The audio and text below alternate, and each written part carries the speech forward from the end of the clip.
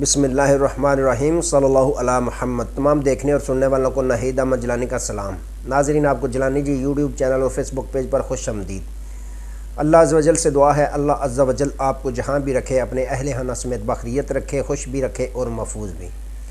ناظرین کرام، اپنی گفتگو کا آغاز کرنے سے پہلے تمام خواتین و حضرات سے یہ گزارش ہے جو ہمارے چینل پہ ابھی نئے ہیں وہ جیلانی جی چینل سبسکرائب فرما لیں تاکہ روزانہ آپ تک ہماری نئی ویڈیوز آسانی کے ساتھ پہنچ سکیں۔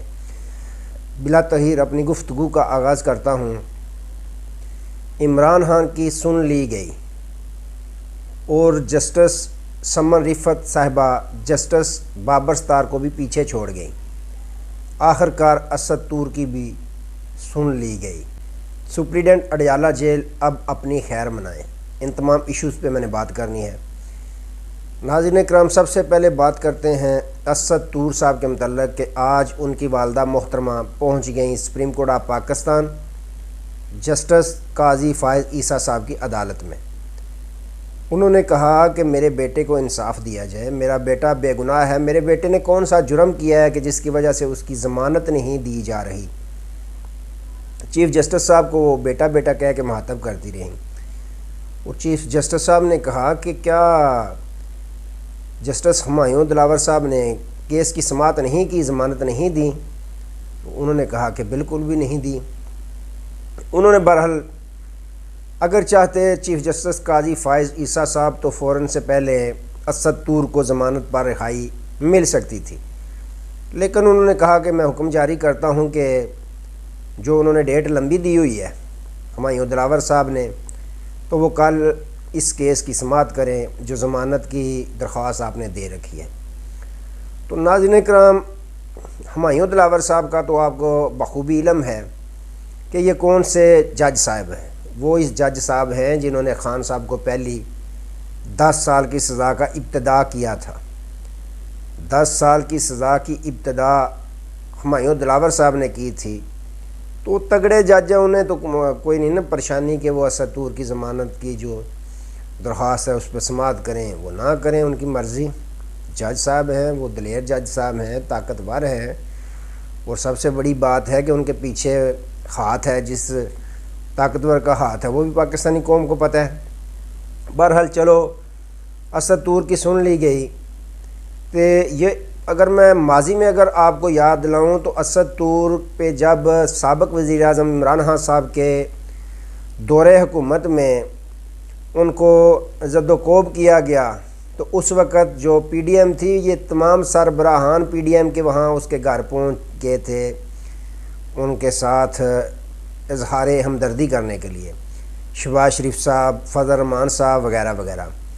تو اب اگر میاں شہباز شریف صاحب چاہیں تو ایف آئی اے ان کے نیچے آتا ہے، وہ تو یہ پرچے ہی خارج کروا سکتے ہیں۔ مریم نواز صاحبہ جو میڈم وزیر اعلیٰ ہیں، وہ چاہیں تو سپریڈنٹ جیل جو ہے وہ مریم نواز صاحبہ کے نیچے آتا ہے۔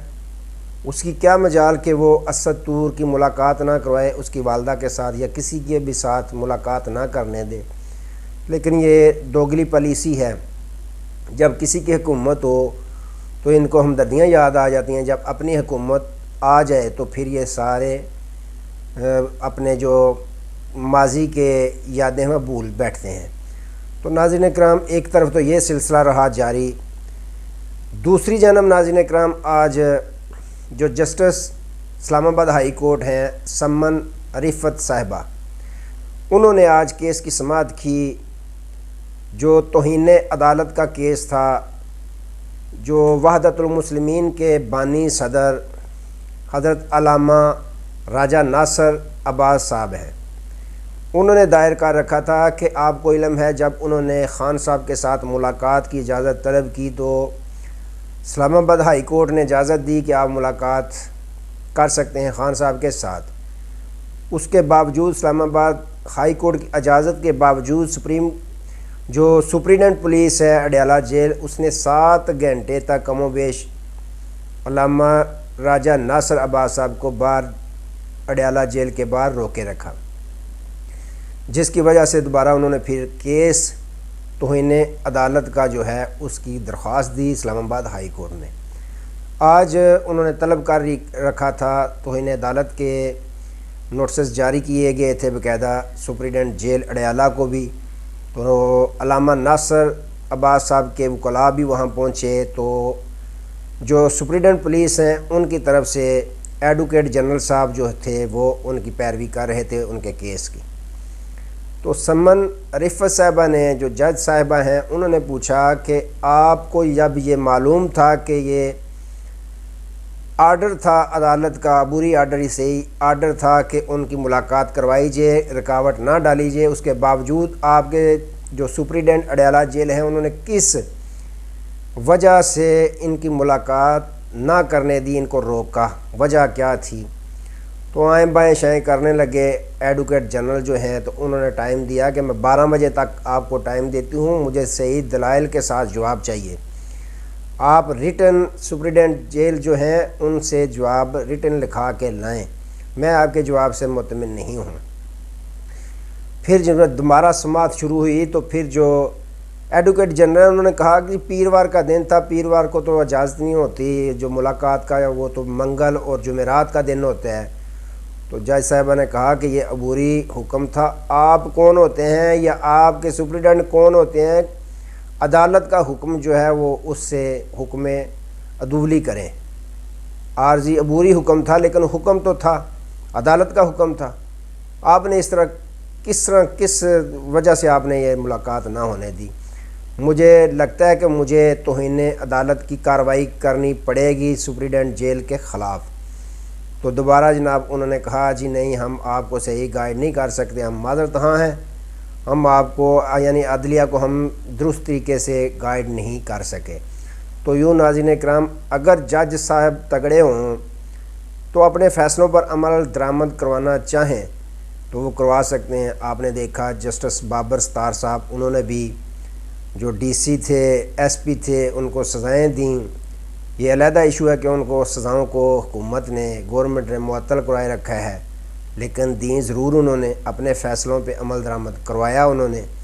تو آج جو سمن رفت امتیاز صاحبہ ہیں انہوں نے بھی کھڑا کر دیا، انہوں نے بھی تگڑا جو ہے وہ آرڈر جاری کیا کہ آپ خان صاحب کو نہیں روک سکتے، کسی کو بھی نہیں روک سکتے ملاقات سے۔ اب کوئی بھی اگر خان صاحب کے ساتھ ملاقات کرنا چاہے تو سپریڈنٹ جیل کو باقاعدہ یہ آرڈر بھیج دیا گیا کہ آپ رکاوٹ نہیں ڈالیں گے۔ جو آپ نے 2 ہفتوں کی یہ رکاوٹ ڈالی تھی کہ 2 ہفتوں میں جی یہ ہونا ہے وہ ہونا، جی ایڈوکیٹ جنرل صاحب نے کہا جی سیکیورٹی معاملات تھے جس وجہ سے ہم ملاقات نہیں کروا رہے تھے، ڈیلے کیا ہے 2 ہفتوں کے لیے۔ انہوں نے کہا بالکل کوئی اس پہ آرڈر پہلے ہی جاری ہے، اب کوئی بھی ملاقات کرے خان صاحب کے ساتھ آپ نے ملاقات کروانی ہے۔ تو یوں ناظرین اکرام، جو جج سمن رفت صاحبہ ہیں انہوں نے آرڈر جاری کر دیا، اب خان صاحب کے ساتھ کوئی بھی ملاقات کرنا چاہے کوئی رکاوٹ نہیں ہوگی۔ تو اگر کہیں تو خان صاحب کی باقاعدہ آج اسلام آباد ہائی کورٹ میں جسٹس سمن رفت امتیاز صاحبہ نے سن لیا ہے کہ ان کے ساتھ ملاقات جو بھی کرے گا اس میں کوئی رکاوٹ نہیں ڈالی جائے گی۔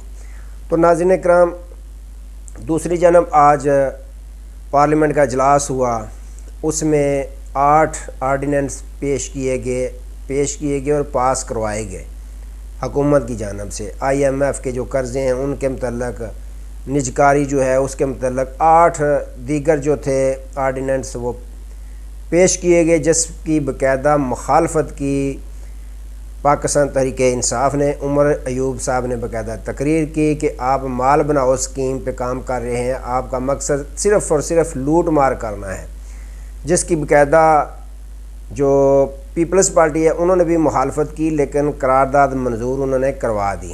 یہ دوگلی پالیسی ہے پاکستان پیپلز پارٹی کی، مخالفت انہوں نے ضرور کی لیکن پاس بھی جو ہے وہ آرڈیننس انہوں نے کروا دیا۔ تو ناظرین اکرام، جو نذیر صاحب ہیں، اپنے نذیر تارڑ صاحب ہیں، انہوں نے پیش کیا تھا وزیر قانون۔ انہوں نے جب پیش کیا تو انہوں نے کہا کہ آپ تو پاکستان کے مخالف ہیں، آپ IMF کو، یورپی یونین کو خط لکھتے ہیں، تو آپ پاکستان کے کہاں سے سگے آئے؟ 25 کروڑ عوام کا آپ کو خیال ہی نہیں ہے۔ تو پھر عمر ایوب صاحب پورے گرجے برسے، انہوں نے کہا آپ مینڈٹ چور ہیں، چوروں کی حکومت ہو تو آپ کا کام صرف ایک ہی ہے، مال بنانا، لٹنا اور پھٹنا۔ تو ناظرین اکرام، انہوں نے جو ایجنڈے کی کاپیاں تھیں وہ بھی پھاڑیں، اسپیکر ڈیسک پہ سامنے چلے گئے، پھینکیں، اب جتنی بھی ان کے پاس کاپیاں تھیں ساری پاڑھی، احتجاج کیا، یہاں تک کہ ایاز صادق صاحب کو غصہ بھی آ گیا، انہوں نے اجلاس غیر معینہ مدت تک کے لیے ملتوی کر دیا تو اور بند کی پارلیمنٹ گھر چلے گئے۔ تو ناظرین کرام، یوں پاکستان تحریک انصاف نے تگڑا جواب دیا، پوری مخالفت کی، لیکن پیپلز پارٹی نے ان کی جو آرڈیننس کے جو بل تھے وہ منظور کروا دیے۔ تو آج تک کے لیے اتنا ہی، دوبارہ نئے موضوع کے ساتھ آپ کی خدمت میں حاضر ہوں گے، تب تک کے لیے اجازت دیجیے، اپنا بہت سارا خیال رکھیے اور اپنے اس چینل کا بھی۔ اللہ حافظ۔